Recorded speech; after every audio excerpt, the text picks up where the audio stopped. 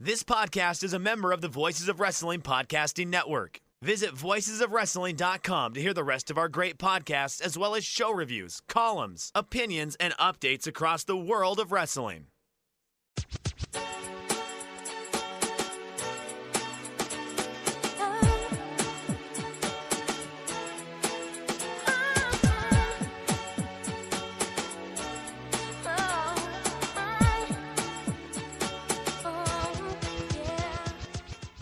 This is Everything Elite, the world's best podcast devoted exclusively to all elite wrestling and the elite extended universe. I'm AB, joined as always by my good friend, Mike Spears. What's up, Mike? Hey, y'all. It's your old pal, Iron Mike Spears. I'm doing just as well as I've done before. Take that as you will. But, I'm doing all right. The countdown's on. I mean, Friday, and then in 2 weeks, all out. And have to say my hype levels going into tonight's show were kind of off the charts for a TV show that I was like, I don't know how this episode of Dynamite's going to be, but the hype is maintained, and it's full steam ahead to the first dance, and y'all are going to have a little bit of a get together this week. It sounds like. Yes, the boy, the absolute boy, is going to be in the building. That's me, AB. AB for absolute boy. I just actually didn't put that together when I said it. Wow. But it kind of came together for me. I decided to make the trip to Chicago to hopefully see CM Punk, but there was literally not even a fucking nod to it other than Kenny Omega's shirt on this show. So who knows? Nate, you're here and you're also going to be at Rampage. So what's up? Yeah, I'm going to be there. We're going to be sitting together apparently. So that's good. I'm getting excited. I got 2 full work days to get through. But then it'll be time for the biggest crowd in AEW history at the United Center in sold out Chicago, at the sold out United Center in regular Chicago, mask mandated Chicago. That's right. The perhaps potentially the most disappointed crowd in AEW history. No, not potentially that. You make yourself sound a little bit like you have some psychological trauma or like a paranoia problem when you keep entertaining this idea that CM Punk is not on the show. I just find the build to it so strange. I find it very weird. And maybe it's good, because if he shows up, then it's like, it feels good. You don't need to say it. I just think it's been so weird, man. I think like if I wanted 1 million people to watch my show on Friday night, I just don't think this is how I would have done it. That's all. Oh, call TK when you're running the hottest wrestling promotion in the world, and then you can talk on that. How's my territory coming? That's what I was going for. Yeah. Yeah. I went with the less traditional call this other promoter when your promotion's really good too, man. Sure. So, yeah, well, I do have a work day ahead of me, and then 4.5 to 5 hours of driving. Hey, that's better than a work day. Shit. Perhaps insane, but I just, as I said on Light this morning, if this happens, it's going to be a huge moment. I mean, it's going to be really fucking fun. If it's unnecessary. It's going to be cool. I was there at Money in the Bank 2011. And it was pretty incomparable, even being all the way in the back corner nosebleeds of the Rosemont Horizon Allstate Arena, where I was, but remember it to this day. So I didn't forget it. I did not forget that event. I just watched that match the other day. I mostly remember, of course, everybody being nuclear hot for it, but then the one botch where he tries to land out of the FU and slips and lands on his ass. That's the main part of the actual match that I remember. I may or may not have been watching several CM Punk matches lately, and in the Undertaker match, he tries to do the elbow on the table, and put Taker through the table, but yeah, he kind of doesn't exactly get there, and he just thuds into the table. Very funny. You're being very coy about all these CM Punk matches that you've been watching. Everywhere you go. I don't think I'm being coy about it. I think everybody knows what's going on. Okay, well, that's what Tony Khan would say to you about everybody knowing what's going on, except for you, who seems to doubt him. despite all these very obvious and clear hints. I just think that if I do, 10-ish hours of driving to this show on a Friday night, not staying anywhere, just turning around and driving back after the show, and he doesn't show up, it's going to be really fucking disappointing. It's going to kill the promotion. Yes. No, that's it. It's done at that But point. it's not going to happen, so I'm not worried about it. I guess my thing about this is I would think that you would do something they could very easily put up on YouTube and Twitter to further goose the TV numbers for Friday, and we didn't get that. I think Raul had a great idea, which is the Michael Jordan fax. And you send out the fax that just says, "I'm back" on it. That's a great nod to the whole theming with the United Center and the Bulls and Kenny doing this thing with Michael Jordan. You just do the "I'm back" fax. But at this point, wouldn't you rather he just you still don't know until the music hits? Well, I do know. I know he's going to be there. So that doesn't change. That doesn't change the anticipation that we're going to have on the night of, which is, when is he coming out? That will be the thing that we're all waiting on tenterhooks. Is he going to be out in the first segment, in the second segment? Are they going to save him for the main event segment? That will be what we're all, buzzing with anticipation about, is when is this going to happen? Whether he's going to be on the show is not a question whatsoever. So what you're doing to me, Nate, is forcing me to want him not to be on the show so that we can just have an insane segment. You need to look inward. You need to look inward on that and ask yourself why that's the urge you want to take away from my feelings about it. Well, I'm an insane person. I don't think there's any question about that. I was thinking, of course. So you tweeted the tease for our live show, which is, listen to this and listen to me talk about why no more BS Paul White against QT is a money feud. And I thought, that's why Aaron's a good person to do a podcast with, because I'm pretty sure I've got him figured out, but he still surprises me from time to time with what he gets excited and up for. Yeah, well, I look forward to explaining that, which I will do almost certainly in the Elite segment. So that's a tease. How about that? All right. If you want to know other ways I surprise Nate, make sure you're following us on Twitter at EverythingAEW. I'm at Aaron Like the Car. Nate is at Epitasis. Mike is at Fujiheya. Subscribe to the podcast. Just search Everything Elite on the podcast app of your choice. Hit subscribe. You get the shows quickly. It helps us. If you're on the Apple Podcast app, please give us a 5-star rating and review. That also helps us. And of course, the best way to support the show is to go to patreon.com/everythingelite and subscribe. It's a big month on the Patreon.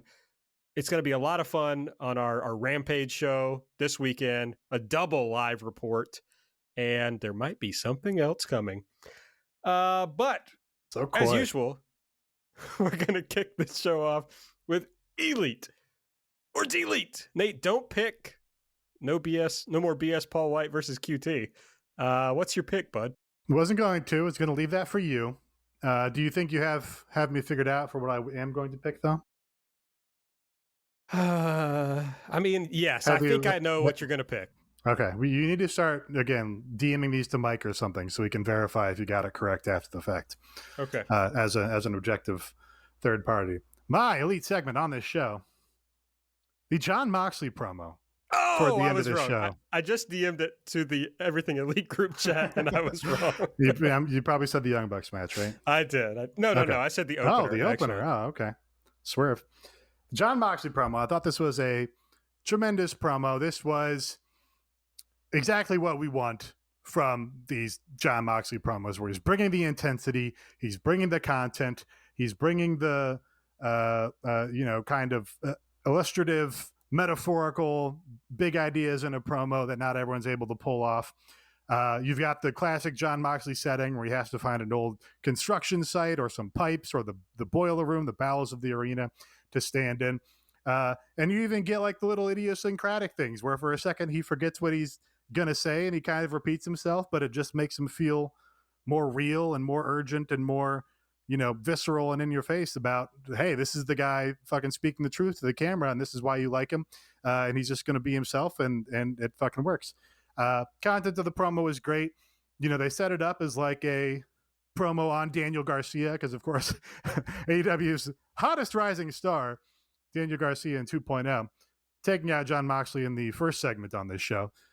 So you think that he's just going to be doing this promo on Daniel Garcia and their match coming up on Rampage in a couple days. Daniel Garcia in the fucking United Center. Pretty wild. But, he made some allusions to, everybody wants a piece of AEW now. But I was there in the dark days. I put the company on my back. He was there from the beginning, making good points on all these things. There was, I don't know how many interminable CM Punk or feuds programs, I was going to say, in WWE were about, these guys are part-timers. They're coming back and taking our WrestleMania spots. And I've been here. I've been the champion for X many weeks. Now we've got kind of the reverse side of that where, Jon Moxley had the balls to walk out of WWE, sign on with the untested AEW promotion that some people on this network thought was going to lose to NXT. And Jon Moxley was like, no, I'm going all the way with these guys. I'm signing a real full-time contract. And then I'm going to be the champion throughout the pandemic, empty buildings, putting the show and the promotion on my back. And, I did all that work and now everybody's coming. CM Punk's coming. Bryan Danielson's coming. Guys from New Japan want to talk about AEW on their show in every third promo. And Jon Moxley's, got some righteous indignation about that where he says, yeah, where were you? Because I was here putting in the work and I'm on top. And if you want to be on top, I'm going to show you that there's a cost to that. So thought it was an awesome promo. Got me hyped, makes you remember why Jon Moxley's, a great promo and a great character and why he's super fucking over. Yeah, Moxley, when he gives promos like this, I'm taken aback, and he is the best promo in the world when he does stuff like this. Like, just incredibly simple stuff, just going insane, just getting pissed off that everyone else is getting credit that he deserves. And, he was completely right about everything he said, and then turned it on to Daniel Garcia talking about, like, well, the referee and the ringside medic, they're there for you, Daniel Garcia, because he is pissed. And I think that rocked. And, it's something that with like him kind of being downcycled over the last few months for obvious reasons, it's tight that he just like comes in here and within like 90 seconds, you're reminded like, oh yeah, this guy is the dude and it rules. And, Daniel Garcia is just such a wild case of this is wrestling in 2021 and not preparing yourself to be a hub on the Peacock app and just feeding content without any value or any sort of feeling behind it. Like there was just so much emotion out of Jon Moxley. He was practically frothing at the mouth at the end of this. And, he comes back and he has a sweet cut off denim jacket. He looks like swole as hell. And now we like look at Rampage on Friday and there's a whole lot of interesting stuff going on here. And he accomplished all of that in 90 seconds. Yes. And was going to be my listener elite, but I'm not going to do it now, but I will refer to it anyway. Alex Ron Johnston, one of our great patrons, he said, that this promo reminded him it's like Mox really hasn't been focused on. Obviously, he was kind of on paternal leave or whatever. And he comes back and just reminds you that not only is he a great promo, but he is the ace of the company in a lot of ways. And that kind of remains, even though he's been gone for a little while. So I agree. I'm glad you pointed out the whole thing, Nate, about this whole part where he's saying to Garcia, do you really want to be at the top of this promotion? Are you sure that's what you want? It's like pretty obviously he's going at CM Punk, right? Or Bryan Danielson and saying like, not only have I been the guy doing this, but it's fucking hard. Kenny Omega has to have all these guys to help him. Hangman Page can't fucking do it. Christian Cage is old and should be retired. This is difficult. And, he could obviously say to, CM Punk should have stayed retired ass the way he said to Christian, or that Danielson, maybe it's time for him to hang it up. And it's compelling in a way that like, Mox does great babyface promos that are just good, but this is like, oh, I want to see you fight these people, which is obviously the idea of a great pro wrestling promo, but he nails it. Yeah. And also, it exists in the real world. This is exactly what you should do in a really great wrestling promotion, wrestling program, wrestling promo is incorporates things that are true and exist in the real world and make them part of the work. All these guys are coming in and, trying to take his spot. And, he was there putting in the work from the jump. So that adds that extra element where you're like, yeah, you got this little meat of your feud. You got the reason for this feud, but it's also like, he's speaking some truth about it. Also, I love that he's a babyface, but half the people he calls out are baby faces in that. It's like, yeah, that's why he's Moxley. That's why he has a different, he occupies a different space in the promotion where he's not just your shiny, happy babyface or whatever. It does. I don't know if we really want to get into this, but I don't really know how I'm going to react to what CM Punk is in this promotion. Because we talked about when it was first rumored that he was coming in, that there's, he kind of tanked a lot of his clout or brand in the more recent years of his retirement. Doing the Fox show was brutal. Having the dispute with Colt Cabana about the legal fees is brutal. And doing all this stuff where he's going in the media back and forth about AEW and saying, no, they didn't approach me like professionals. They were texting me or whatever. All this stuff, which is kind of like, dude, yeah, you were in the WWE, you cut this pipe bomb promo, talking about how you're going to leave, go to New Japan, go to Ring of Honor, take the title, do all this stuff, and everybody else is going to keep pouring money into the company. But then other people actually did that. Other people actually left the WWE, actually went to New Japan, actually went to Ring of Honor, actually built their own promotion, and did all that stuff that you kind of just talked about. And now you're basically coming in after they've succeeded in that and are going to ride the wave.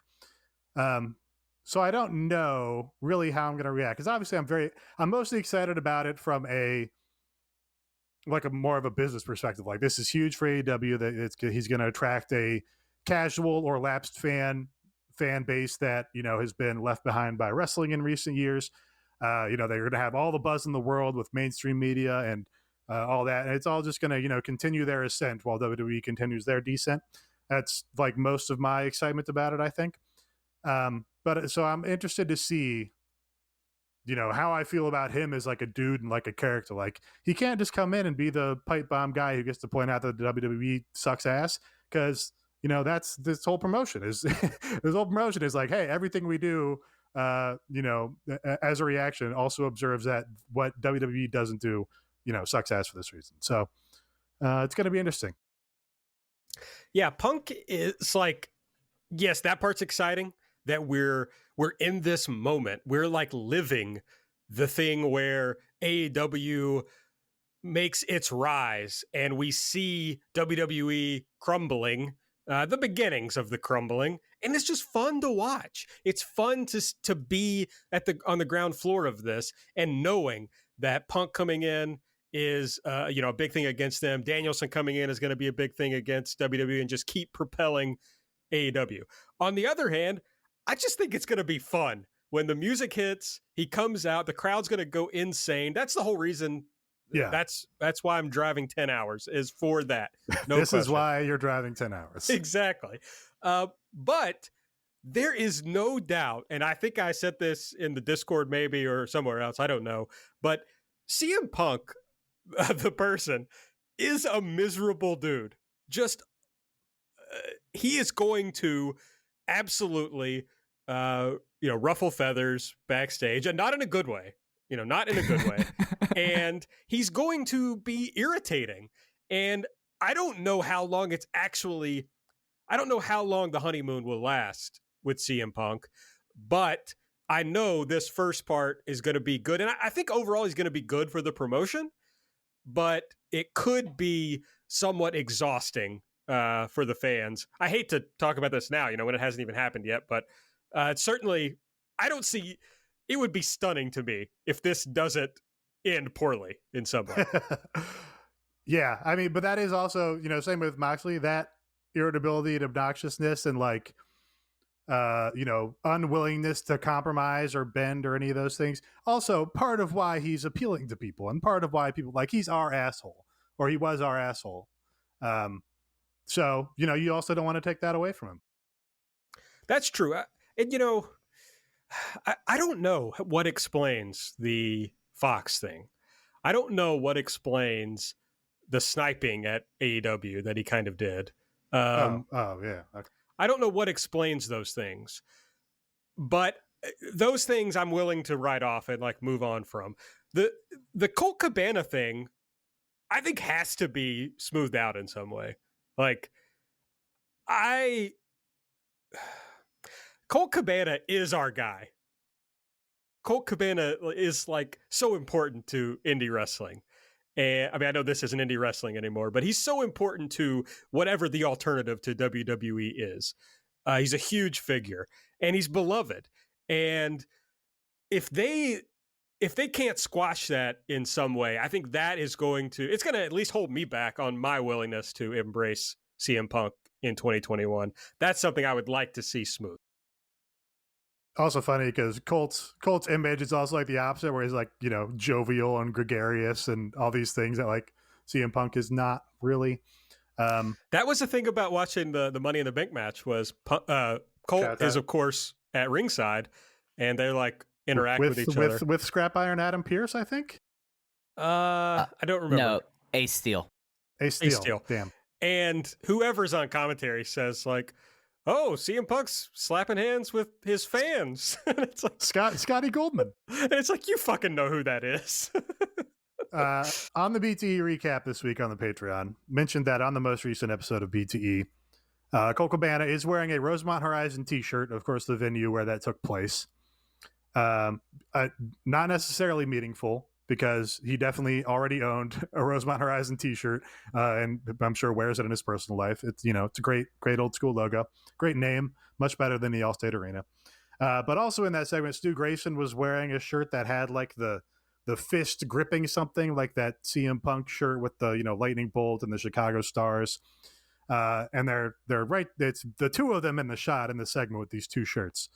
So it could be entirely coincidental, but in terms of doing t-shirt hints at people or things to come, that is something they do in this promotion. So absolutely.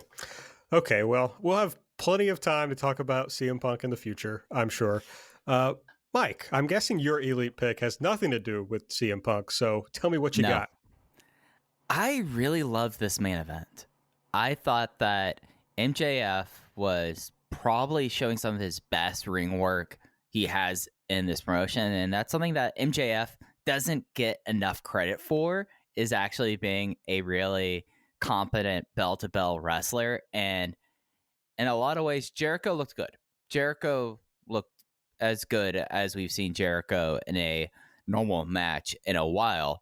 But MJF in this main event, just like the stuff he was doing to work the arm, like the really vicious looking judo throw into the corner, the double stomp spot, ripping off eventually the arm brace, and the way that they worked around the finish to the assault to the earth. I thought that was really well done. And this was a win that kind of had to happen when they booked the feud the way it did. Like, just because, like, if Chris Jericho perseveres after all of this and beats MJF, then what does this really leave you at?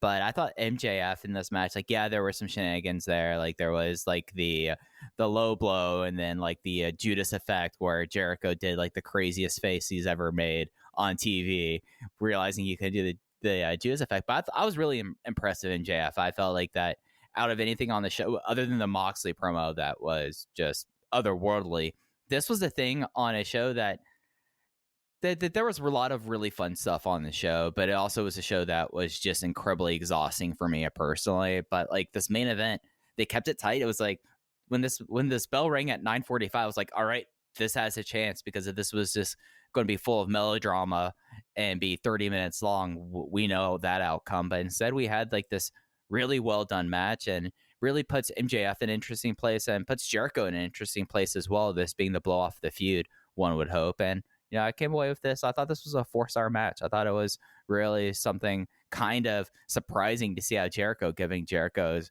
most recent output. Yeah, I was happy to see this match deliver, because you know, talked last couple weeks about Jericho just not looking up for the big spots that he was given in his recent matches, even though, you know, they had a lot of to do around the matches to mask that somewhat. But I thought they delivered in this match.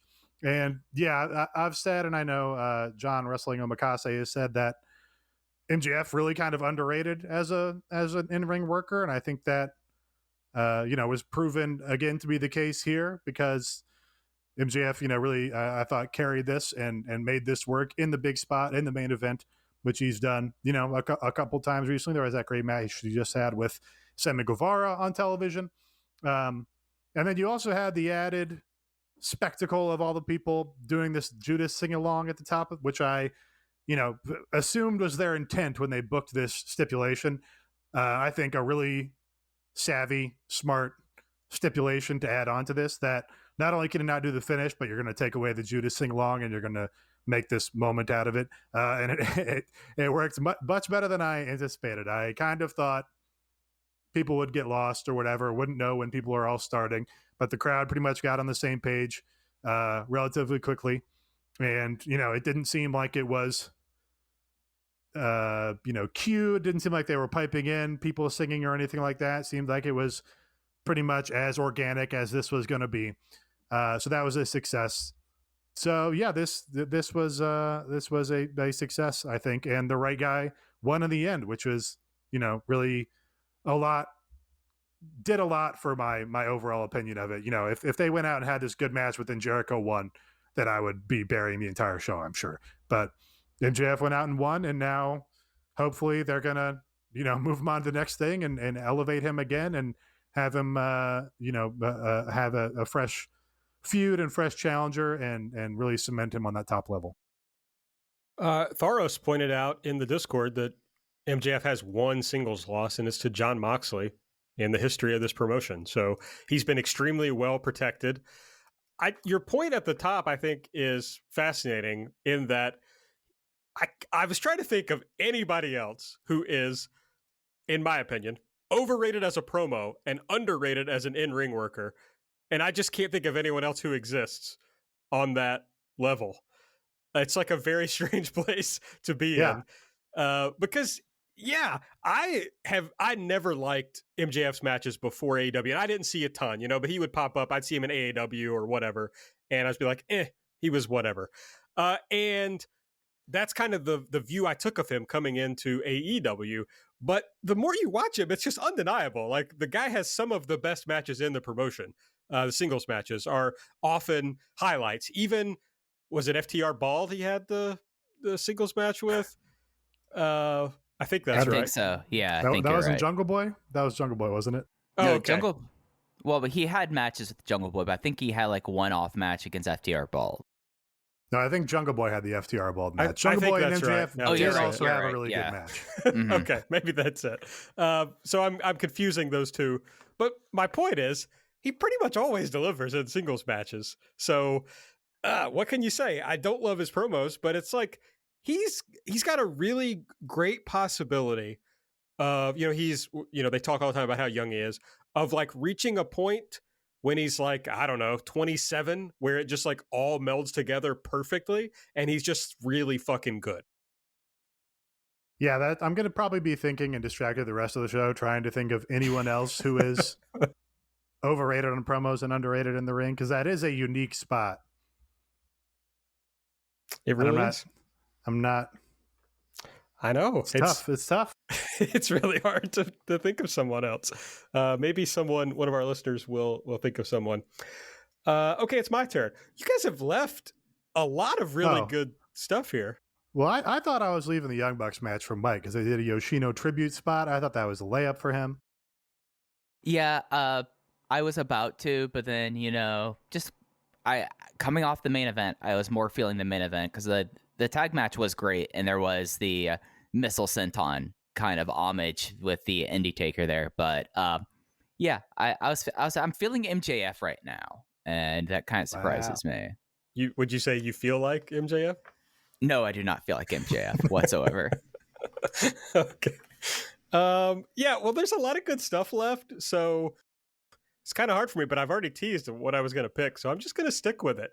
My elite pick for the week is the No More BS Paul White versus QT Marshall feud.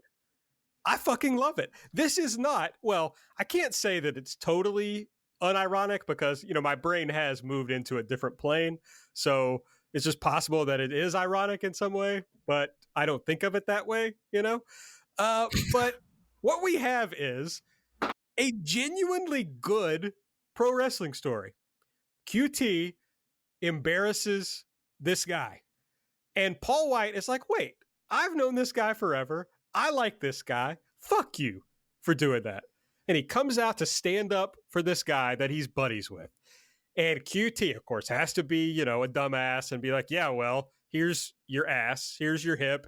You're fucking old. You ain't going to do shit to me. And Paul White's like, again, fuck you. And it's like, what else do you want out of pro wrestling rather than a match where a guy gets pissed off about something another guy did, and so they have to settle it in the ring? Now, is the match at All Out going to be great? Yes, I think it is going to be great. I think it's going to be fucking exquisite. I am more excited for this match than anything else currently on the All Out card. That's it. My laughter was not necessarily that I disagree and that I think it's going to be bad or something, but the way you set that up was such a surprise to me. Well, I would love to just say that I have great comic timing, but honestly, I talked myself into it as I was thinking about it. I was like, no, this is going to be good, actually. I just think Paul White, no more BS, Paul White is going to deliver. The most surprising thing to me was seeing him walk out in the No More BS hoodie and thinking, I fucking got to have one of these. This is a great piece of merchandise. Yeah, I did. I liked the segment. I liked the feud. I thought the highlight of this, and you touched on it, was the basis for their feud now has been escalated in a really good way from pro wrestling, and the way QT played it was really great. That he comes out and he's like, again, he takes it in the middle. He's like, hey, I got all the privileged information in the back. I know the score. I know the truth. And I know that you can't mess with me, Paul White, because I'm going to air your business up here on the screen in front of everybody and embarrass you. But, he kind of played it in a, phony baby face kind of way or whatever, where he's telling the crowd, hey, show some respect. This guy's a legend. That was pitch perfect to me. Really enjoyed that. So yeah, I did. I kind of, this is again, maybe me just not catching on to the way that AEW threads their stories along just yet. But, when they kept kind of pushing the QT apology week after week, and it's like, well, QT was going to confront Tony Schiavone this week and it didn't happen. And we're just doing these throwaway mentions of it on commentary. It seemed like it was going into the back burner and it wasn't going to be an important thing. But I think they really, really found the core of the story here with this segment. You didn't need to necessarily include Tony's son just because it's a promotion that's obsessed with sons. Like, you could have just had QT embarrass Tony in the first place, and that would have been just as good, I think. But yeah. Now, am I excited for the match? With the context that there's only going to be so many matches on All Out, and I'm going to the show. I don't know that this makes any sense. This is just a weird expectations thing. I also have tickets to the Queen's show. I was excited for this match to be on the Queen's show. I'm less excited for it to be on All Out. I don't know why that is. Maybe just because the Queen's show is a Dynamite. Mm-hmm. But that's, and I would like the idea of pay-per-view matches to be like a more prestigious kind of important thing, maybe. Right. But that's where I'm at with it. No, it's something where in a lot of ways this match will catch fire from some bad faith actors because it's going to be like, oh, you're putting this on your big pay-per-view. But they've treated this really well. Like, as Aaron said, this is very classically done. And I gotta say, No More BS has been nothing but a delight. The fact that he always knows something that no one else does in the promotion. Apparently, he's the only one who talks to Tony Khan, apparently, between this and the Christian debut. And just he's a very affable person. And it's the perfect role for him here. And this is the first match he's doing. He's been in the promotion for almost 6 months, half a year. And it's just no, that's a perfect amount here.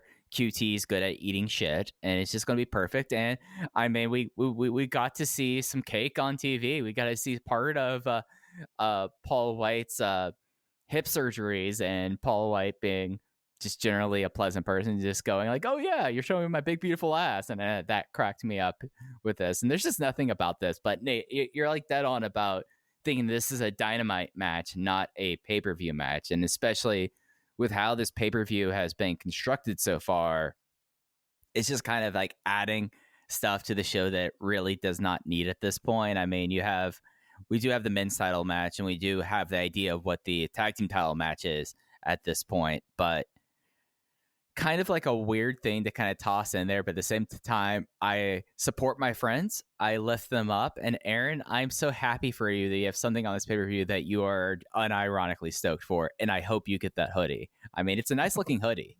If they have it at Rampage, I will walk into the Now Arena wearing the No More BS hoodie.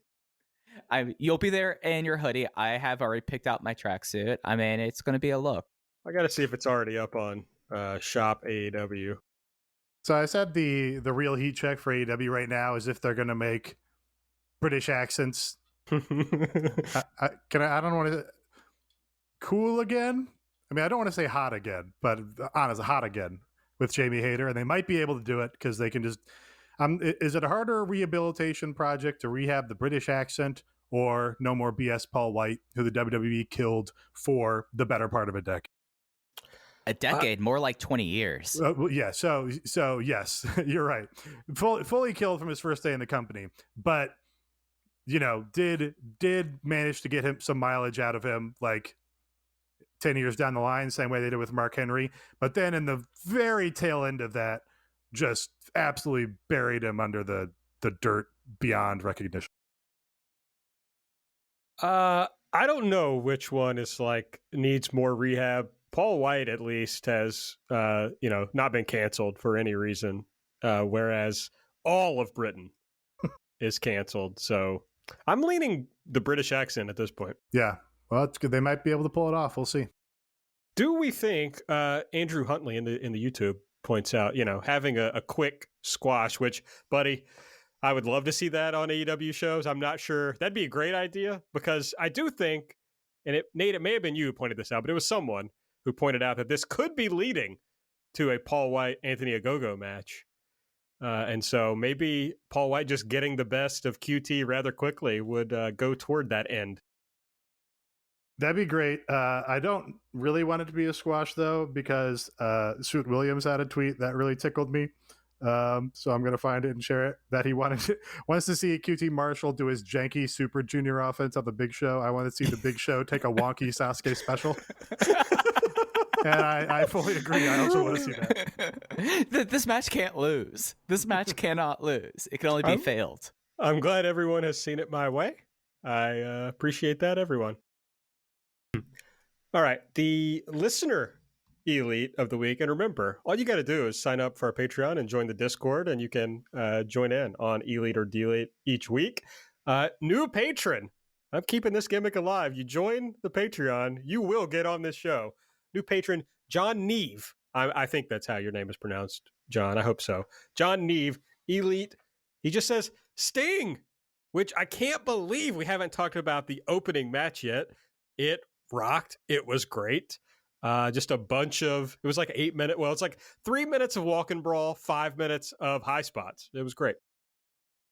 Yeah, it was great. The spot where, two brilliant things about the best spot in the match, where the Chikara Tag Team 2.0 has all-time god of pro wrestling Sting up for a powerbomb, and the table is all the way at the far end of the ring. So they don't just put him down. They have to walk and carry Sting all the way and just let that anticipation build and build and build. And they fucking put him through the table. Crowd goes wild. And then Sting pops back up and no-sells it. And again, famous Chikara Tag Team 2.0, who gets a main event push on this promotion where they just debuted 2 weeks ago or whatever. Freak out and lose their minds. That was awesome. Just was a fun match. Just was this like wild freewheeling in and out. Sting looked like a god, and Sting was always cool. All right, let's move on to what we didn't like from the show, and we'll kick it off, of course, with you, Nate. So what was your delete pick for this week? Did you say elite? I said delete pick for this week. Delete pick. Okay. I didn't hear the D. Just wanted to make sure I was in the right segment. I was going to scramble to pick a second good thing on this show. So Sammy Guevara, Sean Spears had a pretty good match on this show. Certainly exceeded my expectations. I was ready to come on here and be like, oh, this is a great usage of Sean Spears, where he's going to lose the match. Everybody knows he's going to lose the match. But, you know, he plays an important sort of role in this story because he's got the stable association and he's got this background feud with Sammy, blah, blah, blah. And then they just ruined the entire thing, the entire segment. Sammy's big, hometown return. Honestly, the crowd could have been more up for Sammy than they were because he's been, I think, presented really well in this promotion overall and done well for himself. But Sean Spears kicked out of the 630, and that was bullshit. Made me so mad. It's like one of the coolest, best finishers in the world in pro wrestling. Sammy landed it with like the full of his back on Sean Spears' sternum. Should have killed him. He should have just pinned him right there. They gained absolutely nothing by having Sean Spears kick out of that. And in fact, I think lost something because I think a lot of the people in the building had the same reaction I did, which is, no, that's bullshit. It's fake now. I know it is fake now because he should not kick out of that move. Sean Spears is not on that level. And to be kicking out of, super finishers and Sammy, it's just a fucking great finishing move. Sammy Guevara should have killed him with that move and it should have been over. That pissed me off big time. This was a match that it felt like it had logical endpoints 4 times, but it kept on going on. And that 630 should have been the end. It was just kind of insane. Good for Sammy just decided to knee him, bust him open bad, and then do the GTH where where blood was everywhere, which was tight. But the match just went on forever. They did the barricade DVD. They did so many things. At a certain point, maybe I'm reinventing myself and I'm becoming an old school guy where I feel like that they just kind of went on forever and just did too much stuff. Then it kind of lost all focus. Whereas I appreciate MJF's armbar, but this match just. It was my least favorite thing on the show, Nate. So I'm glad that you brought it up first so we could bury it together.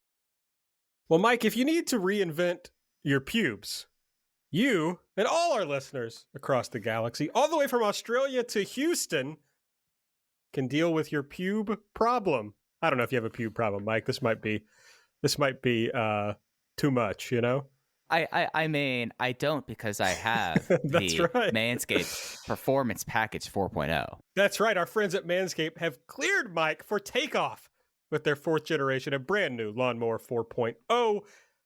Mike, I'm just gonna roll with this now. Yeah, Mike you can kick your pubes to the next planet with the Performance Package 4.0. You just use manscaped.com. The code this is for 20% off. And free shipping. It is an out-of-this-world experience. It's taken off not only the U.S., but Canada, the U.K., across Europe, Australia, South Africa, Singapore. I know we have some international listeners, so anybody, anywhere, can go to manscaped.com and get the Performance Package 4.0. So here's what you get. You got the Lawnmower 4.0, the trimmer. It rules. It's got the 7,000 RPM motor. It's got the light that goes on and off. It's got everything you need. You got the Weed Whacker ear and nose hair trimmer. Don't lie to yourself, gentlemen, listening to this show. You got some hairs coming out of the nose, coming out of the ears. And I'll say, the Weed Whacker, excellent job at the ears and nose. It's fantastic. It does great. I'm not going to lie. It's great. You also get the Crop Preserver ball deodorant, another thing that you need. The Crop Reviver for, when you've had a long day. The package also has the Performance boxer briefs and a travel bag to hold your whole solar system. So that's the Performance Package 4.0. Go to manscaped.com. You can abort hairy balls and Buzz Lightyear that Woody with Manscaped. Get 20% off and free shipping with the code THISIS at manscaped.com. That's 20% off plus free shipping with the code THISIS at manscaped.com. Your dick and balls need some help. For a clean trinity and beyond, your space balls will thank you. Just the most insane copy that Manscaped has ever provided us. This ad read. There's a little spreadsheet that keeps track of all the ads, and I just clicked through there. I'm like, come on, Manscaped, did you send me something new this week? They didn't. They gave us the old your space balls will thank you copy. But They're seriously, greatest hits. They're greatest hits. But seriously, go buy some things from Manscaped. They've been very good to us, so we would appreciate it. All right. Along with your old pubes, Mike, what else are you deleting? I want to delete this Dan Lambert segment because, I've been at the forefront on Dan Lambert. He is a man who is really engaging in the name, image, and likeness laws in a great way for Nate and my alma mater, the University of Miami. I have my new University of Miami t-shirt on right now. And it's the first half of this promo. You're in Texas. You're in a place where, you don't necessarily need to do a dumb cancel culture bit to get heat. Like in Texas, arguably, like that's like the one place you could probably not have to do that to get heat. You might be cheered. I grew up in Texas. I know these things, but just completely like unhinged. Like first like half of this promo that's just unnecessary. Cancel culture stuff is just lame. Like it's just lame, and it's like bad cheap heat. And they were able to kind of get it back together. But then suddenly, Men of the Year attacked Lance Archer, who was coming out there. When you had Junior Dos Santos and Andre Arlovsky with you, 2 UFC heavyweight champions. So, like, what is the point of this? Like, using Dan Lambert to set up, like, this tag team that previously he said, like, he loved how wrestling was in Florida, like these, like the old school wrestling like this. And when I think about old school wrestling, I think about Ethan Page. Like he's top of the list. When I think about old school wrestlers in 2021, it's Ethan Page. Just completely nonsensical. And I don't know what kind of follow-up respect here. Like, are we going to expect that maybe because he's going to be in the country for a while, maybe Minoru Suzuki is going to reunite Suzuki Gun, and since he's in it, since he's a former Pancrase star, that he's going to be able to like look out for Lance Archer, and that Dan Lambert will respect him at this point. Like, it's just, you had a really great like storyline and angle coming off of Miami, and completely was just done to shit tonight.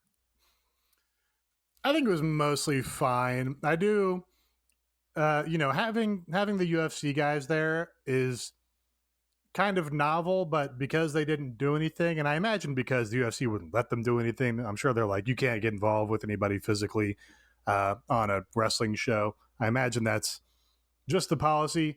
So, they're kind of set dressing, which makes it just a little awkward. It's like, yeah, here's some UFC champions. They're not going to do anything. So it's like, okay, so I guess we're supposed to be excited by their names. So that was too bad. If they were able to even just do like a pull apart with Lance Archer, that would have improved the segment for sure. I guess the idea is, this is again me like trying to rationalize out what I think the promotion's idea would be. They're trying to legitimize Dan Lambert and communicate to the audience, hey, here's why you should care about this guy. You don't know who this old dude is who promos and gets mad and froths at the mouth. But so this is the stuff to show you, no, he's for real. He's for real, an important guy in MMA. And, we're going to prove that by having these guys with them. That kind of makes sense to me if that's the idea they're going for. I don't think it worked. So the promo itself, I don't know. The cancel culture stuff didn't bother me because he's doing such an over-the-top heel thing where it's like, I'm doing heel Jim Cornette in relationship to this promotion. The crowd, I mean, he couldn't be communicating more clearly to the crowd. You're supposed to think what I'm saying is bad. Like he's even, cueing the crowd and leading them on an AEW chants like, oh, I hate when you do those AEW chants and say that you like this promotion. Like, so he's kind of a cartoon character in that way. So when he also says, I think cancel culture is real and that you soft SJW millennials are bad, it's just like, oh, great. So AEW thinks those things are good because this guy's the most, cartoonish heel character on the show. So that doesn't bother me. That's all fine to me. But yeah, just having the UFC guys out there, but they're just set dressing and it turns into an attack by the Men of the Year. Pretty flat outcome to, I guess, what this could have been or what a more exciting version of this would be. If they do Suzuki-gun, and Minoru Suzuki is there to be like, hey, you like MMA? Well, I am from Pancrase. then it's all totally justified. And I'm like, yep, all makes sense. Great story. Very excited. This is going to kick out. Yeah, I hear both of you. Both of your opinions are valid. I just want to say that. Thank you. And I'm glad your headphones are working. To begin.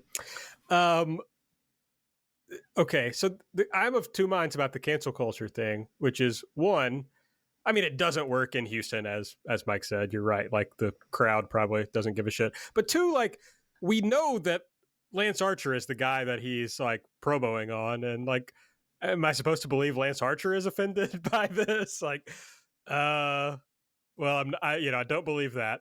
Yeah, the UFC guys are weird. And then I'm supposed to believe that Scorpio Sky and Ethan Page can just beat up Lance Archer and he like can't really do anything in response. Like, I think that sucked. We've seen Lance Archer, I remember him in a wrestling ring when he was being introduced where he beat up like, 20 fucking people or whatever. Like, Ethan Page does not quite scare me when it comes to Lance Archer. So that's kind of weird to me. So yeah, I think the segment failed overall, but yes, all will be forgiven if Minoru Suzuki shows up.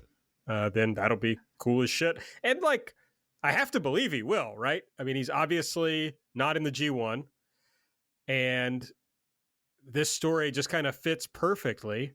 And, they've had like Yuji Nagata show up. Suzuki is certainly more over with American crowds than Yuji Nagata. So yeah, I would expect that is where this is going. And yeah, there was the story also that Moxley wanted to do a all-out match against a top New Japan guy or something, and seems like that's not going to be Tanahashi now because he's back on one of the stadium shows for New Japan. And I think the other big successful matches that Moxley did in Japan were, I think, the Suzuki program and the Ishii match. So Suzuki would fit in right there too, if that was the intent or the idea. Can they do Moxley versus Punk at All Out? Yeah, they can. Oh, I don't know. No, I think you wait on that a little bit. Yeah, I'd hold off.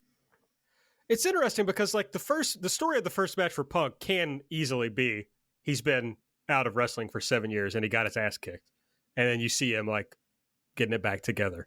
Yeah, but it's just interesting because of the Moxley promo. Moxley apparently with Daniel Garcia is going to be the main event of Rampage. So if you're holding off Punk to the end of the show, he would presumably come out after Moxley has won that match. So, just interesting. Moxley versus Punk.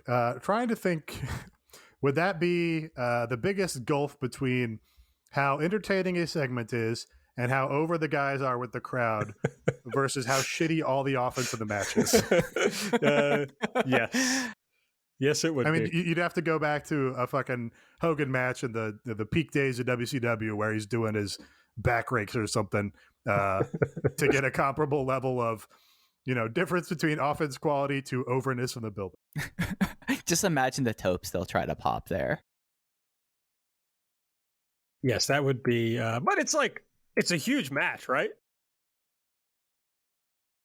Yeah, it's a cool match. It's not like the first match my mind goes to when I think about cool stuff Punk could be doing here. But certainly the promo made me more interested in it now. Mm-hmm. And it's a perfect face versus face feud of like, no, this is what I want. I'm going to prove to you why I want to be a top guy here or whatever. It's, the whole Shield thing was contemporaneous with Punk, which is weird to think about. I know. I was thinking like, oh, is this a first time match? And they're like, no, you dumb fuck. They did like yeah, but certainly I don't think they worked like a real sort of program or like a big match against each other. So I think there would still be that novelty to it.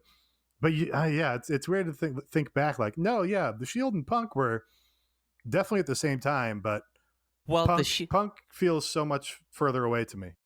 Well, the Shield were brought in as like, oh, they're agents of Punk, and then Punk was like, no, they weren't. No, they weren't. They revealed they were. So like, if you really want to cross streams, like there is a storyline there. Like you left, and then I became something, and then I went off my own, and now you're here. Like there's a story there, but I think that it's something like Darby's such a layup at this point, and you go with Darby.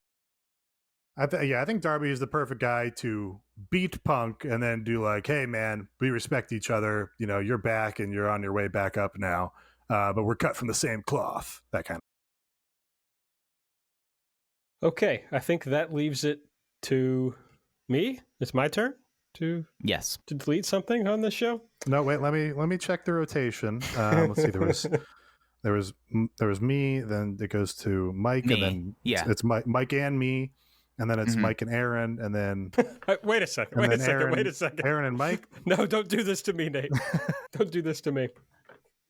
There was a lot of stuff I really hated on the show, but I don't know. The Team Taz segment kind of sucked. I mean, it was just like. Wait, did you say there was a lot of stuff you hated? No, there wasn't a lot of stuff I hated on the show. It's pretty slim pickings for like really bad stuff. You know, and the E-Lead or D-Lead in the Discord, like almost every delete was about the Dan Lambert segment. So, I mean, I think everybody, well, except Raw, most everybody agrees that was the low point of the show. But the Team Taz thing was weird. They do this thing with Team Taz where it's like, what if we just do the same segment 8 weeks in a row and like see if that works? And so they just keep doing this Brian Cage, Ricky Starks thing. They didn't really add anything here. You know, Hobbs beat Cage down. Cage, I guess, got back up. I don't know. I don't care. The only cool part of this was Ricky Starks, you know, in Houston doing the Slim Thug line. That was really all that I enjoyed about this. Otherwise, it was pretty boring. Yeah, I don't care about this feud whatsoever. So this was another segment that didn't change that for me. Yeah, I don't know why they get in these ruts with Team Taz. The peak Team Taz when this team first came together seems to have just evaporated. You know, Taz still has great presence, but he's not doing those intense 2-camera promos with a chip on his shoulder like he was doing originally. They've just gotten away from that entirely. And I think it's worse for him. You know, I like Ricky and I like the belt, and that's all good and well, but they're just going in circles now where all these guys only also wrestle guys within their own unit. Like even before the unit broke up, they were just wrestling each other, it seemed like. And then the biggest problem of all is that it's all dependent on getting behind Brian Cage as this big baby face, and I'm just not buying what they're selling on that. Doesn't work for me at all. He's a guy who totally needed to have intense Taz in his corner to bring the fire and bring the you know, vigor and heel energy and all that shit. And now I don't know, he like popped up after that Powerhouse Hobbs thing, and it was like, oh, this is where the crowd's supposed to be like, yes, Brian Cage is fighting back, and it just looked like a guy throwing fake punches to me. Yeah. So yeah, it's too bad. I think they really squandered what was good and special about Team Taz. And you know, they almost got something back from it by putting the FTW title on Ricky Starks. You know, that individual match with him winning that in his hometown worked well. But now they just keep having to go in circles with this team and with this program. And it's something that, like, at this point, it's doing a disservice to almost everyone involved when, like, eventually, no, I feel like there's an expectation of, like, okay, this will be handled with, like, Cage, and then Ricky will be FTW champion until, like, suddenly Hook debuts, and then Taz is going to screw over Ricky, and then Hook's going to be FTW champion, and then what's Hobbs going to do? Well, and Hobbs will get angry, and then they're going to have even more infighting, and I feel like no one really comes out the better out of all of this. Like, Cage, they've immediately exposed Cage's, like, worst tendencies within weeks of him leaving at Team FTW, and it's just really hard to care because of all the circuitous, just everything about it at this point. It's just and it's something because, like, Ricky Starks is one of my favorite people in this company, and I'm just, like, sitting here going, like, all right, what's the point of any of this at this point? Whereas like when he won the title, I was like, yes, no, this is going to be like the start of Ricky really kind of becoming a force, coming back from the neck injury and becoming a thing. And now it's just like, oh, we're having more squabbles, and Team Taz just circuitous. Like, they just never, like, it's never going to end at a certain point, and I don't think anyone involved in this stable at this point is really getting anything out of it. Yeah, it's also like, why do I care about the infighting of a heel unit? It's like, I don't have a great metaphor for this. It's a heel unit. So the audience's initial position toward them is like, you guys are the enemies. I don't like any of you. You're a bunch of thugs or whatever who run with Taz, and you beat up the good guys that I like. And then they all decide to turn on one of the guys in their own unit. The natural reaction to that is like, okay, great. Fuck him. Fuck you too. I'm happy that you guys are all mad at each other and beating each other up. You don't go, oh, great. I'm so happy that this one guy out of the unit is, decided that he doesn't like the rest of you. It's not like he had, some great moment of babyface moral clarity. I mean, I guess they tried to do that. They tried to say he respected Sting and stuff, but it just wasn't sufficient to, again, make Brian Cage work as a babyface. So you just end up saying, great, let them all tear each other to shreds. I don't give a fuck. It also doesn't make sense when Cage is like the biggest motherfucker in the promotion, where it's like, if they kind of like picked on Ricky Starks for a while and then he turned, that makes sense. And it's like, oh yeah, I can get behind him. Also, Ricky is much easier to get behind as a babyface than Brian Cage. So it's just a screw up on a lot of levels that I think is going to lead to, I guess, another match with these two at the pay-per-view or something similar to that. That's going to be, it'll probably be a fun match, but I would imagine the crowd will be not very enthused. Yeah, I think we say this every week that they should have turned Ricky out of there. And you're totally right. And also, because he can talk for himself. And then you keep Taz with Cage, and you have Taz talk for Cage. It just not. Also, Cage is a fucking dumbass on social media and shit also. But he does stuff that's about the story that's like, oh, I never wanted to be with you. I never wanted to have this title in the first place. So it's like, okay, so you didn't want fucking the best program you've ever had in pro wrestling. You didn't want to be featured better than you've ever been featured before in your life. Okay, so you're just even more of a dumbass. Okay, great. Also, Cage and Hobbs is a cool tag team, I think. So that would also be fun. Absolutely. If they'd done that differently. But here we are. Our listener delete of the week. Damn it, I think I let Table have one of these last week. But it was so much Dan Lambert. I really just had to pick the non-Dan Lambert one. And Table says, I think this is an interesting point. After watching 1 hour of wrestling, meaning Rampage last week, this show felt exhausting after 80 minutes. I do think they put a lot of stuff into the show. They crammed a lot into the show. But, something we talked about on the first episode of EE World Tour, our new show covering Rampage, is about like, how are they going to differentiate between these two shows? And I know it was just 1 hour, but that show, Rampage, breezed by. I mean, it was like, holy crap, this is a great amount of time. So if they let that show breathe a little more, that'll be a nice differentiation between it and Dynamite. It's one of my favorite amounts of time. 1 hour. Classic. Classic. There's not many. I guess 1 hour is probably the best chunk of time, period. Maybe second place is 15 minutes. That's probably the best just unit of time is 15. Second place, after 1 hour. After that, it gets a little less defined to me. Dicey at that point. Yeah. It's something that I was kind of remarking on this in Discord as the show went on. Every 2 months or so, they have a show that strikes me at 9:20. Like, holy crap, all that stuff happened. I'm actually exhausted of watching this right now. Wait, we have another 40 minutes left of this.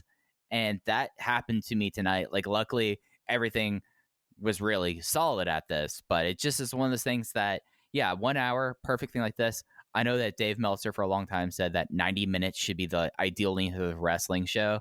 I don't know. 90 minutes, where's that rank for you, Nate, in your denotations of time?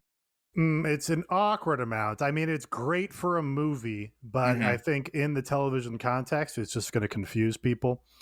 So that's tough. If I want to, I'm going to blame Tony Khan for this because he's the most apt person, and I want to find someone to blame. When you peak the show so early by putting the Sting and Darby match on in the first segment, then you're burning a lot of the crowd's energy and focus. And then when you want to have that energy and focus for the one women's match that begins in the second hour, there's just going to be less of it. So again, that's why I think traditional match order for cards is the best. And you have Moxley and Eddie on in the first segment or whatever, and you have your Shawn Spears and Sammy match, and then maybe you do Penelope Ford and Thunder Rosa. And then, you have the crowd a little more up for that than they would have been otherwise. And then you're making the most out of every segment instead of min-maxing your card. We can sum up McDonald's new crispy chicken sandwich in one word: crispy. But also juicy and tender. Maybe crispy, juicy, tender, all one word? Okay, fine. You'll just have to try our crispy chicken sandwich to understand it. Get a free medium fries and medium soft drink with purchase of any crispy chicken sandwich. Available only on the app. Ba-da-ba-ba-ba. Price and participation may vary. McDonald's app download and registration required. Well, let's look at how they laid out this card tonight. We'll start at the top. Jon Moxley and Eddie Kingston walk into the ring. 2.0 attack them. The first of 3 entrance attacks on the night. I was worried. It was like the first 3 segments. I was pretty worried. The 2.0 is in the ring. They told Darby and Sting they just took out their buddies, so now they got nobody to help them. So that ran right into Darby Allin and Sting versus 2.0. During the match, we had a long segment of like Garcia trying to make it 3-on-2, Daniel Garcia, but Eddie recovering from the earlier attack, grabbing Garcia, dragging him to the back, and then Sting won with a double Scorpion Deathlock. Just cool as hell. Sting just firing back, acting like it was nothing. Dude, the double Scorpion Deathlock, and I thought it was going to be setting them up for the coffin drop, but no, yeah. Sting got to shine there because Sting should. I did want him to do a coffin drop while they were in the Scorpion Deathlock. I wanted that to happen. It seems like it'd be tough and probably painful, but it would have been extremely sick. Like Darby cares. And then we saw Sammy Guevara proposing to Pam, his girlfriend, now fiance. She said yes. Did she say yes? I mean, we were led to believe she did. She certainly hugged him and kissed him. She was wearing the ring when we saw her later, so that seems like a good sign. But that is part of the television show. That's part of the entertainment portion of the broadcast. Are you suggesting this was a work, Nate? I'm just suggesting I did not see a clear and unequivocal yes or affirmation that she intended to marry Sammy in real life in this segment. That's all I'm saying. Oh, wow. Are you saying this is the John Cena, Nikki Bella of AEW? No, I'm not, because certainly they are in a real relationship, and I get the impression from the Sammy vlog and stuff that they've been together a very long time, and have a life planned with each other or whatever. But maybe this is just she's not a natural television actor. When we saw her in the match, a lot of the time, Sean Spears would be like making creepy faces at her or whatever, or pointing at her and doing all this shit. And Pam just would break and smile because, of course, it's absurd and ridiculous. Instead of, selling that she's scared or, disgusted or whatever. But I think if Pam were a trained pro wrestler and somebody proposed to her in the ring, she would do a giant nod of the head and then throw her arms out wide to embrace him. And we didn't get that. Mama Spears has a theory that this was all a work between John Cena and Nikki Bella. I don't think that theory is unique to Mama Spears. I think that's a lot of the gossip mags will have you believe that was all a work. Yeah, no, she does not know anything really about pro wrestling outside of Big Cat Ernie Ladd as a child watching it, but always shows up on the Today Show and loves it. I should try to see if she wants to watch Roads to the Top. I really think that, no, I'm not going to mind my mom for Patreon content. You should definitely mind your mom for content. I think we're all in agreement on that. If you're not going to get on the gas, you could at least have your mom do a podcast show. I did have to break the news to my friends that the proposals and denials in Major League Sporting stadiums are worked. They're like, oh, they did a proposal on the big screen of the baseball game, and the woman said no and ran away. I'd be like, I'm sorry, that's a work. That is not real. that is part of the entertainment portion of the broadcast. Are your friends children? No, they're adults. Are these 12-year-olds that you're hanging out with? They are baseball fans, apparently, so that might tell you. Baseball is a work also. Tell them that. That I think everybody's coming around on. Yeah, total work. Okay. Sean Spears and Tully backstage. Sean Spears says, when you're in the Pinnacle, you're always on top, so he's going to make Pam an honorary member. Kind of rude, I thought. A little crude for me. Crass. They like to be crude and crass to women in this promotion. They do. Sammy Guevara then defeated Sean Spears after he was attacked during his entrance with the GTH. Is he going to have to get rid of this finish if CM Punk comes in? Well, he would have had a great other finish to use if fucking Sean Spears hadn't kicked out of it. I mean, Kenta has a lot of things to say. I'm surprised Kenta didn't straighten everyone up about using his moves when he was here. Christian, I mean, he did endorse Danhausen using it, but said no CM Punk, yes Danhausen, which is just the guy is a comic wit. He knows what's up. Christian Cage is backstage with Tony. Don Callis interrupted, says he's known Christian for 25 years. It's exciting. Christian's finally getting to wrestle Kenny Omega. Don Callis says he's still on top of the business after all these years, and Christian is still having wrestling matches. Christian says, Don, you think you're in my head, but I'm in Kenny's head. I'm going to take the AEW title. But you're right. Things don't change. You think you're the smartest guy in the room, but you're still a carny piece of shit. Christian really trying to get this carny piece of shit over. Well, I was going to say, this is why, Christian is over and a television star across generations, whereas Aaron doesn't like him, because Christian knows you don't have to gild the lily. You just have the one line that's over and you say it over and over and over again on television. And then it gets even more over. And that's the WWE style, where you find one thing that works and you just drive it into the ground. And people love it, and they love to say it along with you. And that's what he did here, and short and sweet. And that's why his shit works. Yeah, I thought it was bad, obviously. Everybody knows that.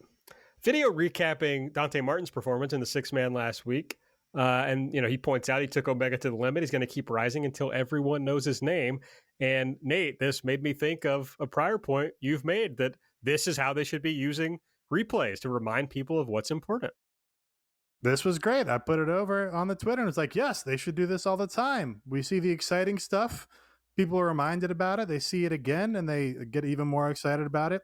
Throwing the interview on there was a nice touch to kind of give it a fresh element of content. So you're just not seeing, the same shit over and over again. You're getting some new context or, character motivation from it or whatever. So yeah, this was awesome. I was very glad to see that they found a place to give him some time on this show after that, standout performance. Then we had the Dan Lambert segment that we've discussed at length. Chris Jericho's backstage. He said everything he did over the past 4 weeks was worth it, because tonight he's going to get MJF one-on-one. He said, I might not have Judas the music or Judas the effect, but I have the momentum and the fans behind me. Very funny. Real disappointed we didn't get a come on baby out of him. Oh, if he was going to really bring it back, he should have popped a come on baby one time. Then we had a tag title match, the Young Bucks versus Jurassic Express. During the match, we had Kenny hit Marco with a chair. He passed the chair to Matt for Matt's usage. Christian came out and speared Kenny as part of this. Ultimately, Matt pinned Jungle Boy after a BTE trigger. And then after the match, Gallows carried out Christian. We had an elite beatdown. And then Omega hit the One-Winged Angel on Christian. Callis counted to 3. Great tease on repeating the chair shot from Rampage. The crowd totally bought that. And so that was, very effective. And then just a great series of near falls in this and pins being broken up. And Jungle Boy and Luchasaurus running wild on basically all 6 or 7 guys or however many it was awesome. And I think the crowd should have been even hotter for that. Do have to say, all these near falls and pin breakups and all this shit would have been even better if Sean Spears hadn't just fucking kicked out of the 630. Yeah, the finishing stretch was sick. Like, the BTE trigger out of the backslide was really a sweet piece of business there. The thing I liked about this match, and maybe this was the thing that kind of held it back from it being like my obligatory Elite of the Week, was that this was a match that really veered on that line of disaster and everything coming together. And there were some moments with it that it veered a little bit into disaster, but Nick Jackson was insane in this match.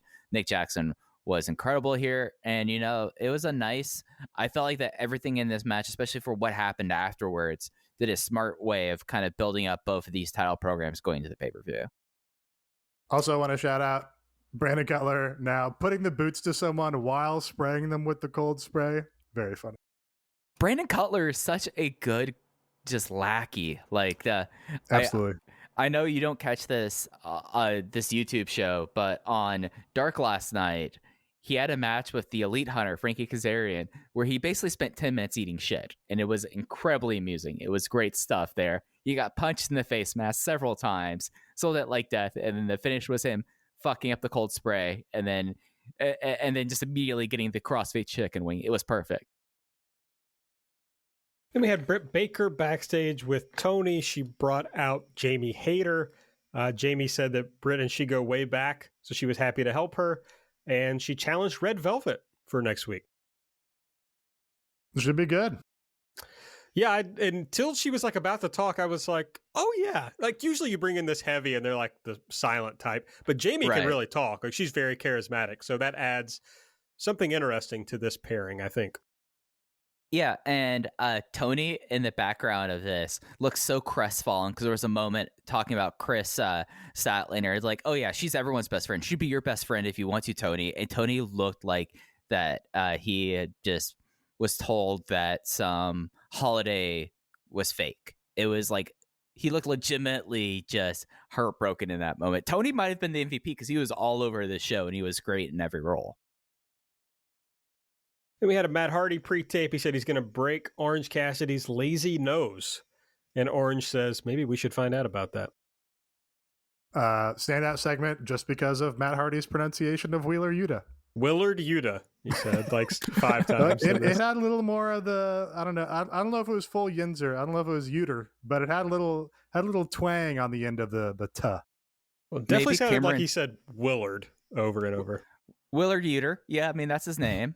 Like he's not. I mean, Cameron, North Carolina is right next to Pittsburgh, Pennsylvania. Like I don't know if you've like looked at a map. Not sure about that, but no, okay. no. I'm fairly certain that Cameron, North Carolina is just over the state line.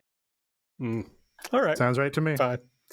No more BS. Paul White came out, and we had that segment, and then we had a Jade Cargill and Smart Mark Sterling pre-tape. They talked about Kiera Hogan and said they were elated to accept a match with her on Friday for Rampage, especially after what happened with Fuego last week. Didn't really get the Fuego tie-in, but a Jade match I'm positive about. Yeah, putting a big Jade match on a big Dynamite, so that's good to see. Rampage. Big Rampage. Yeah, it is Rampage, you're right. But it's a big Rampage. Allegedly.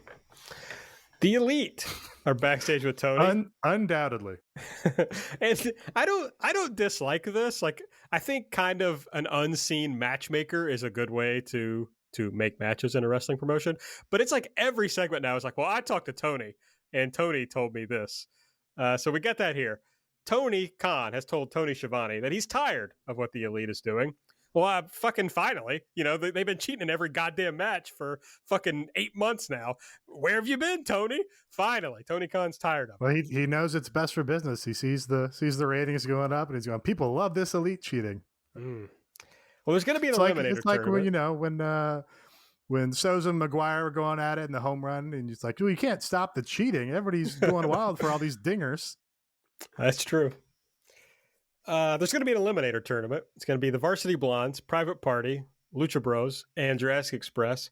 Whoever wins will get the Young Bucks in a steel cage match at All Out. Hey, so the steel cage is justified because of all the cheating. Mm-hmm. That's fine. And we knew they were going to do a big eliminator for the tag title match because that's what they always do. But they're actually doing a whole tournament this time. This is progress, I think. It's better than a battle royal, that's for sure. Yeah, and this is completely justified. I feel like that using a steel cage here, like, yeah, of course, people could climb over the top of the cage here, but the original intent of the steel cage was just to be able to make sure that you could get your hands on the heels, and this kind of adds the variant of you get the hands on the heels because you get them fair in a match, and I feel like it's completely justified, and I feel like that this is actually, they've been very smart about the use of the steel cage in comparison to other stipulation matches, and, completely justified here. I think that's an awesome stipulation for All Out. That actually might be AEW's best rehabilitation project so far, is bringing the steel cage match and making it matter in the one that they did, because that had truly been driven into the ground, where a steel cage match meant nothing but a ton of outside interference and people climbing slowly toward a door because you can escape by walking out of a door. Like, that fucking makes any sense. So yeah, if they can keep this rolling and have another good steel cage match, then that might be their most impressive reclamation so far. And I think, and it's dangerous for me to try to think of old matches, as I showed earlier, but I think they've cheated in matches against all these people, all these teams. Oh, that would be a nice touch. At least Varsity Blondes and Jurassic Express. And Probably not Private Party. They probably haven't had a Private Party match since they've been heels, I don't think. No, you're right. But Lucha Brothers, they didn't get the full Lucha Brothers. They got Penta and Eddie, and they cheated against them. So 3 out of 4. I'll take that. I think that's good. Yeah, no, I'm with it. All right. Then we had the Team Taz segment. Death Triangle was backstage with Tony. Pac accepts the match, or, says, yeah, he's going to have this match with Andrade. Says he's going to beat, this was nice, he's going to beat Andrade in the same arena at the same pay-per-view where he obliterated Kenny Omega on only 2 weeks' notice. And he says, what chance does a man like you stand against a bastard like me? Andrade interrupts. He says he has conditions. And they hand over the conditions, and it's as thick as the damn Obamacare bill, folks. It's a big stack of papers. All I could think about was like those like Trump segments, pro wrestling, where he would bring out like the big stacks of paper, It's big, folks. Trump vignettes. Yeah. We're supposed to read this thing. Those Trump pre-tapes. That man. How's his territory going? This was good. Like, that's a great callback. Pac's great. Yeah, I think you guys are up on Andrade after his match with Omega. So a bit. And that match fucking rocked. That Pac and Omega match at All Out. So I have high hopes for this. Kind of like this is a big moment, I feel like, for Andrade and his perception post WWE. Like the Omega match, like he didn't stink against Omega. That was a fun match, but Pac is a different beast. Pac is as good as Kenny Omega, in my opinion, and we'll see how this like holds up here. And this is something that, I'm really stoked about this match, and I feel like it's gonna let me down, but we'll see. I'm not trying to suck up to you, Mike, but Pac is better than Kenny Omega. I don't really Thank you. I don't really find that to be controversial. I've been saying that for a long time, but okay. But yeah, I think it's gonna rock. I'm happy to. I think it's a false dichotomy. What do you think is a false dichotomy? That either one is really better than the other. Somebody's always better than somebody. I mean, you put two people. Well, one of them's better. Depends on what metric. Yeah, I mean, literally all I'm saying is I like Pac's matches better than Kenny's matches. That's what I view as who's better than the other person. That's fair. This will be a tougher. I mean, the crowd will be hotter, and there'll be more people in the building than there were for Triple Mania. Yeah, but they won't have the Ric Flair overbooking cheat to. You say that now. That's right. You're right. I could be wrong. Could be proven wrong about that. But I assume they won't have that crutch to really drive the match into the next gear. So it'll be reliant on seeing if Andrade can go back to that IWGP Intercontinental Champion La Sombra level against Pac. Thunder Rosa versus Penelope Ford was next. Penelope apparently. Do you think when I said that, Lucha Blog was like, "Oh, that wasn't his best work, Intercontinental level"? The fake Lucha fan you only know is New Japan stuff. I mean, yes, obviously that's true, but I wonder if that jumped out as like a false citation to authority. Probably. I mean, you should have talked about his NWA World Historic Welterweight Championship run. I didn't see that unless he was that champion at the time he lost his mask to Atlantis. I do not know if he was or was not. Sorry, Cubs.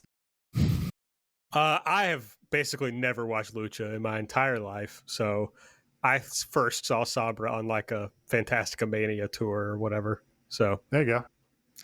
It's just how it is. Cubs also going to be at the United Center on Friday night. I saw him say on Twitter today. So we'll see if he does be going to wrestling. He does be going to wrestling. See if we have a meeting of the minds. But I think nobody knows Cubs, right? I think Rich Craich, knows Cubs, but yeah, no, he's like myself, tries to remain incognito when possible. Right.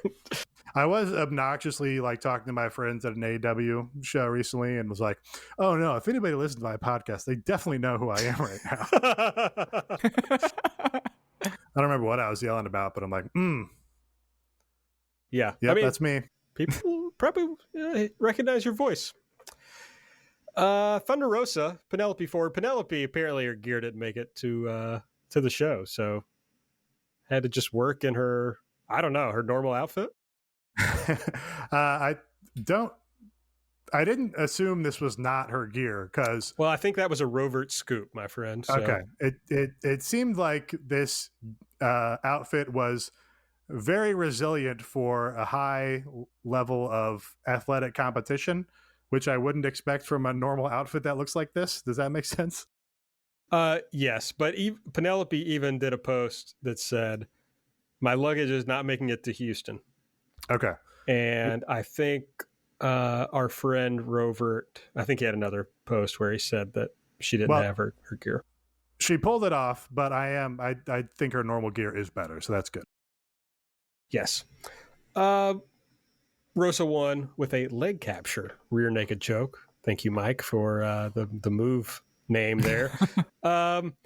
Interesting match in that Rosa was over as like a Texan. People were into that. I can't bitch about this stuff every week. I mean, I do, so I guess I can bitch about it every week. But it's like Rosa gets a great reception. They know they're going to be in Texas. How long have they known where this show is going to be? And all they do is like a little angle on Dark that 20,000 people watched to build this match. Why not do anything in the weeks leading up to this show to build to this? Yeah, I guess I just got to give it up to the crowd. That's still like, For sure. We're you don't do anything with this woman apart from the one program, but we still recognize how good she is, and we're going to get excited for her. And when the match turns and she gets the big reversal and leads to the win, we're going to pop at exactly the right time. So I was like, I don't know. It still seems to be working. So I, can't complain too much. Well, as I said on our World Tour show, I'm glad that Jamie Hayter has been introduced with Britt Baker, because that means she's going to get focused on. So I listened to that and did pop for that. I was like, the best place to be in the women's division is in the Britt Baker program. Yes, get somewhere near her and you'll get some matches. So that'll be good. I wonder, has Rebel had more matches on Dynamite than Riho this year? Absolutely. Without looking at it, no question in my mind. I think, because I think she's had at least 2. That's kind of fucked up, right? Well, it's actually pretty fucked up. Although we did just find out that Riho had, I forget what it was, but there was some issue. Complications. Yeah. Yeah, so fair enough. Some issue. But, that's pretty recent. She has been on Dynamite exactly one time in 2021. And I'm fairly certain Rebel has had 2 matches on Dynamite in 2021, because she had the one that she... Yeah, at minimum has had the same amount, for sure. Yeah, because it's the one that she popped her kneecap out. Right. We don't need to look this up. I don't care that much. Well, I'm already looking it up, so it really doesn't matter. I can tell you are, and I'm getting bored. Well, it's okay. Rebel in 2021 has appeared on Dynamite 2 times. Nailed it. Double the amount of times that Riho has appeared. Put that stat in your notebook. That's right. We had a video recapping Malachi Black laying out Arn Anderson, and then we got Arn and Brock backstage with Tony. And we learned that next week Brock is going to have a match against Malachi Black. Arn is trying to talk him out of it, and Brock says, "The match is signed. I'm not asking you." Fine segment. Brock was in his trunks, which is appropriate for being the son of Arn Anderson, but did make him look like a lunatic. I need Malachi Black to kick his head off and kill him. If they do a thing where Brock Anderson gets a bunch of hope spots and he puts up a good fight, I'm going to be pissed off. They've established that he's had a handful of matches and he's new to this. And he's making progress. They go out and have him go 30-70 with Malachi Black. That's a failure. No, this match should not go longer than the one that Cody had with Malachi. It should go like 2 minutes. Like he tries to get a headlock, and then Malachi just stands up and kicks him in the head. Done. Literally would be happy to see the bell ring and him just Brock rushes him and Malachi kicks him in the head and the match is over. And take him out on a backboard. Yes, that would be pleasing to me personally. What's the Malachi Black program for All Out? Kicking someone's head off. Like, I feel but like that's pretty whose clear. head? Didn't he talk about somebody else? Did he mention somebody else in one of his promos? He says a lot of things in those promos, and I kind of zone out, to be fair. He's got a great PWG program right now, I can tell you that. Oh, who's he facing, PWG? It's him and Brody King against Taurus, and Demonic Flamita. Oh, Demonic Flamita. Yeah, that's... Flamita Demonic. Can they just run that at All Out? Yeah, I'd be down for that. That'd be sick. Oh, yeah.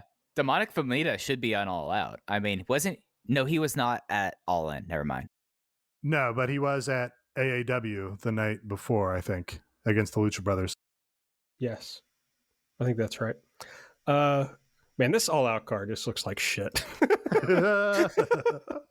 As we think about it.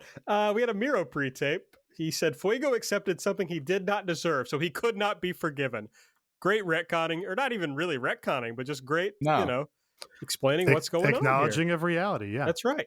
And then Miro challenged Eddie Kingston. Don't know if that's an all-out match or Dynamite or Rampage, but apparently it's coming up. Maybe that's the long build to Queens.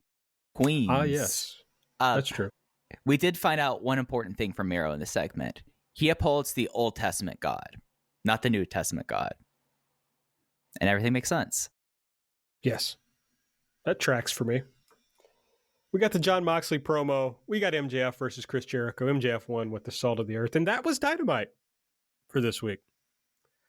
If you enjoy our show, the best way to support us is to go to patreon.com/everythingelite and subscribe. It's the best place in the world for AEW coverage. We cover literally everything that they put out on our Patreon. So if you are realizing that AEW is about to be the biggest thing in the fucking world, then the place you want to be is the Everything Elite Patreon. We've got it all. We do Light, where we preview Dynamite and talk about Dark, and we talk about the BTE and other vlogs sometimes. Not really ever. It's just pretty much just BT. Look, BT is fucking 30 minutes. I'm not watching another vlog on top of that. That's fair. Sammy's vlog was 20 minutes this week. Like, that's an hour right there. Insane. That's 50 minutes. Actually, you're one of your least favorite periods of time, if I'm correct. No, this is the second best period of time. 50 minutes, not an hour. Oh, 50. Oh. Yeah, and with all I got to do the warm up before I watch, then I got to do the cool down. It again takes my whole evening to do that. So. Yeah, and we also have a new show called EE World Tour where we look at Rampage. Mike and I did the first episode of Rampage last week. It was a lot of fun and very different from our normal stuff. As we went heavy into the actual matches, like we talked about moves and shit. So Nate would not have enjoyed himself for sure. But then this week, Nate and I will both be in the building on Friday night, and then sometime presumably on Saturday we'll get together virtually, not in person, and we'll talk about Rampage in our very own way. What do you think of our theme music for the EE World Tour show, Aaron?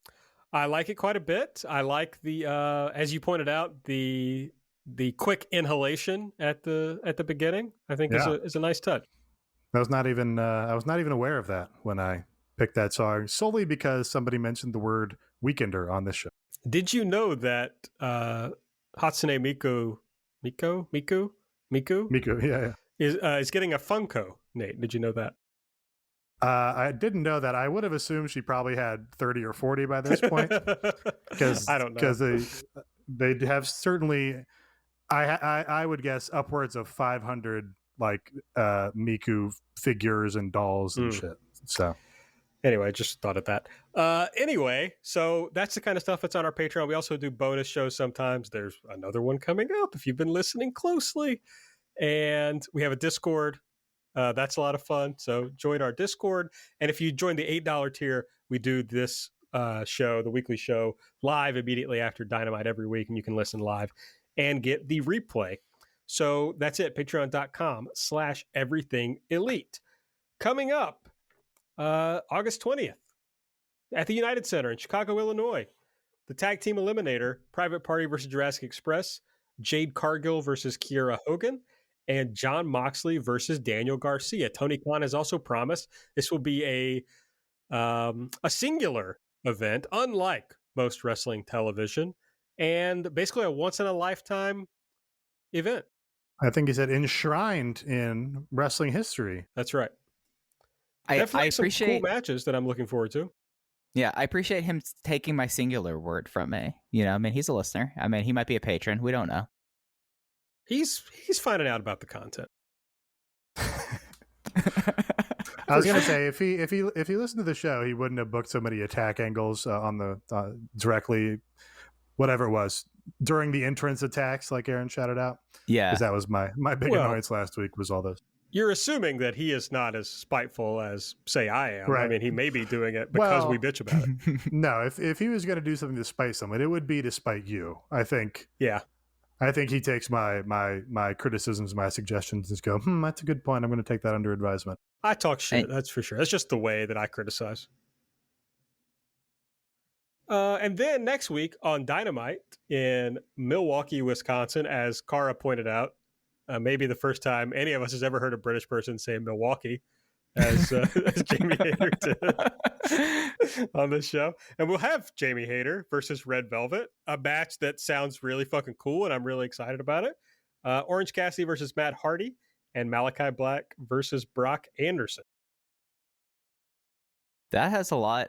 It's interesting now that we have like Rampage, that we used to pretty much have the full card or close to it for Dynamite by the end of each show. Now it's kind of a little bit more like set up there, and I'll be interested to see week by week how they kind of like flesh out things between shows. What was the segment? Orange Cassidy was standing in the back of an interview. Was that a Hardy Family Office interview? Is that where that? No, that was who was it? Was just last week. It was the Christian Cage interview after winning the title. He won the Impact. Yeah, okay. Yeah, just standing around like a pervert. How did that go to him and Hardy? I guess they just jumped to the Hardy thing, which you can do that. That's fine. But I was trying to figure out if it was connected, but it seems like they don't. No. Hardy Family Office and Best Friends is an ongoing Dark and Elevation feud. Right. So that's what's coming up. We'll be talking about those on the Patreon, previewing and reviewing Rampage, or not previewing Rampage, but we'll preview Dynamite, we'll review Rampage. That'll all be exciting. We'll get to see some Dark in person, Nate. I mean, I don't know. Are you going to show up early for the Dark taping? Yeah. Okay. I mean, it would seem wasteful to go for 1 hour. Yeah. Go all the way to United Center for 1 hour. So I'm hoping they do some goofy, exciting appearances on Dark too. I mean, I imagine you have to kind of do a special Dark when you're in the United Center, right? You kind of have to go, let's book a big match to anchor this Dark. Let's bring in some random Chicago guy to, do something unique on this Dark. I would hope that's the intent.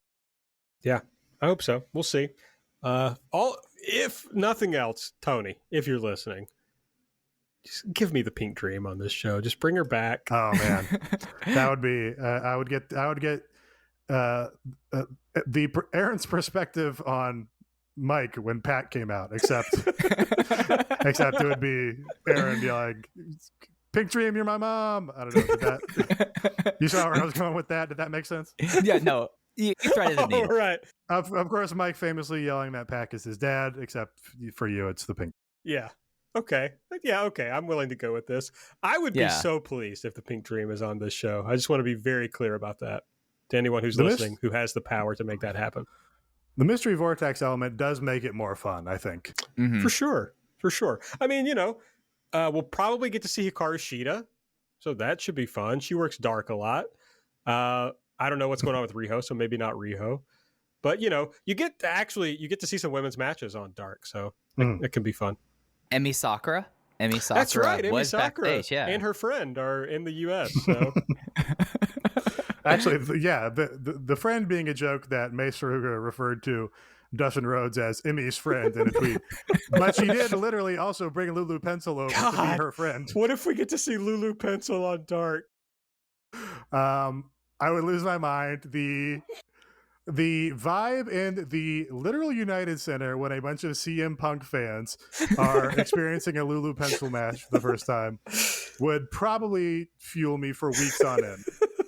Guys, I just realized something. There's a better than 0% chance we might be getting a Jay Cargill versus Lulu Pencil squash match on like an Elevation.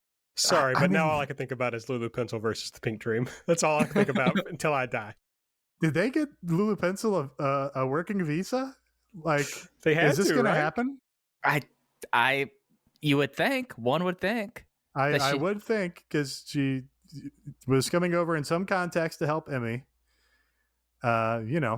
That's really fascinating. Something to look forward to going. We've got our CM Punks, whatever, Bryan Danielsons, who gives a fuck. Lulu Pencil's on the horizon. That's right. I mean, she's a worker. She brought her gear. So. Oh, yeah. Oh, no. Yeah, she learned the lesson of Hot Young Briley. That doesn't matter how solemn an event you're going to. You got to bring your gear. Oh, God. Now I'm going to be disappointed if CM Punk shows up, but Lulu Pencil doesn't. So I'm really fucking myself here. Oh. All right. I think that's the show. Find us on Twitter at Everything AEW. I'm at Aaron Like the Car. Nate is at Epitasis. Mike is at Fuji Heya. Subscribe to the podcast. Give us a 5-star rating and review. And if you want to support the show, the best ways to do so are to use the promo code THISIS at manscaped.com or go to patreon.com/everythingelite and subscribe. That's it for Mike. For Nate. We'll see you next week.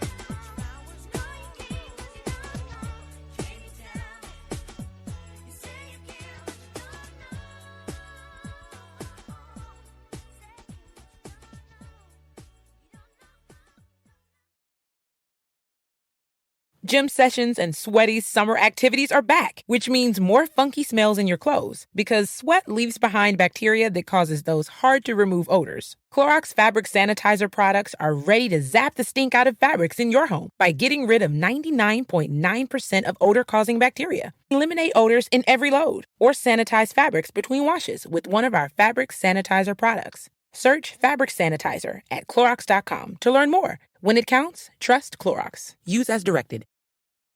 Sports have a way of bringing us all together. And at Sleeper, we developed a fantasy platform designed to make leagues more fun and personal.